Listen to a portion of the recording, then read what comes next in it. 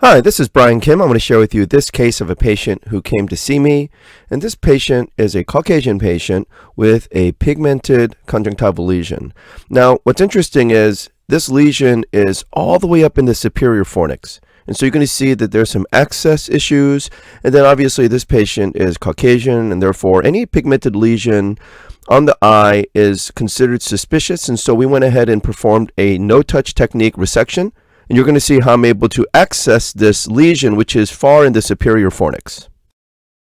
So you can see this is the patient's eye, but as you can see, you can't see the conjunctival lesion whatsoever when the patient's looking straight ahead. So I'm actually surprised the patient found this lesion. It was a pretty astute observation.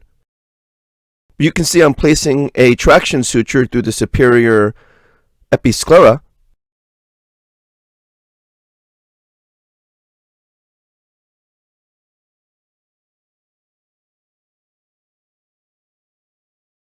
And as I rotate the eye down, lo and behold, you can see that pigmented lesion.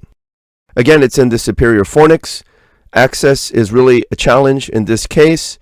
I used a narrow wire speculum in this case.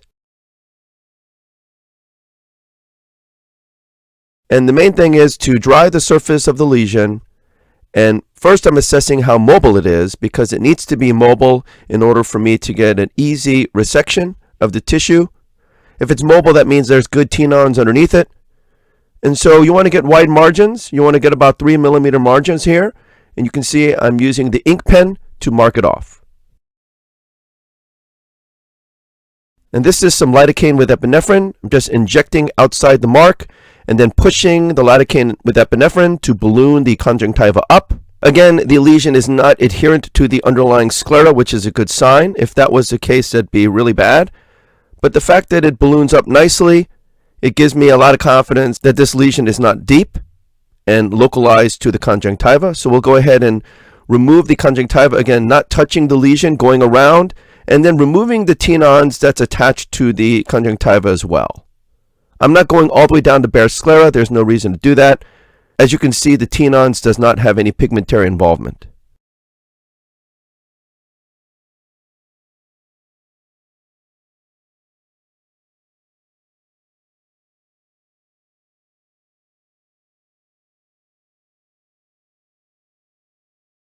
Switching hands with the scissors and going around 360 degrees, cutting the marked edge, as well as cutting out the underlying tenons attached to the conjunctiva.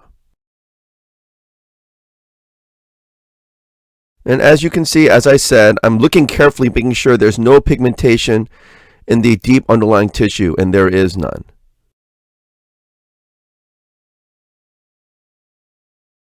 What I like to do is place this on the surgical glove paper. You can take the surgical glove paper, cut out a small rectangular area, and place the specimen right on top of it, because the tenons likes to latch onto that dry piece of paper, and then you can put it into the formalin. By placing the specimen on that dry paper, it prevents it from balling up, and I think it'll just be easier for the pathologist to process. Using the cotton tip and an eraser cautery, just cauterizing any bleeding edges.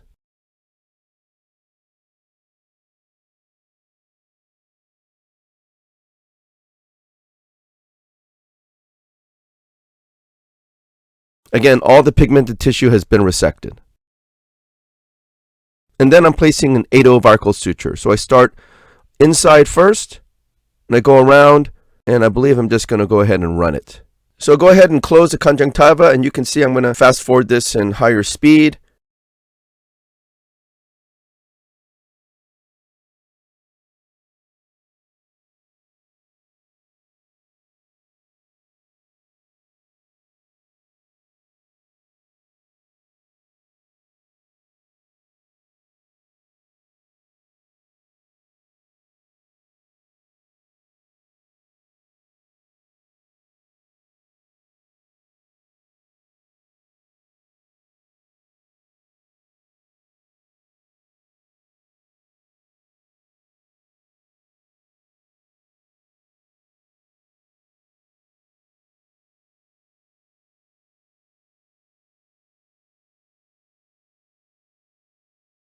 And once the conjunctiva is closed, you can see how beautiful the closure is.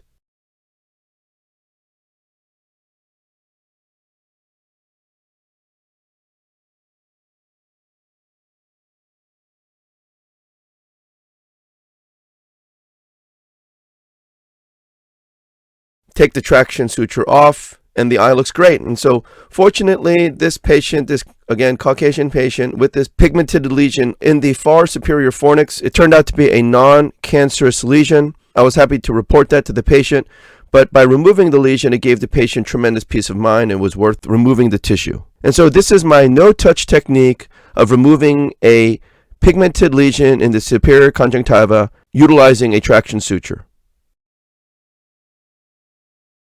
So I hope this was helpful to you, and I thank you for your attention.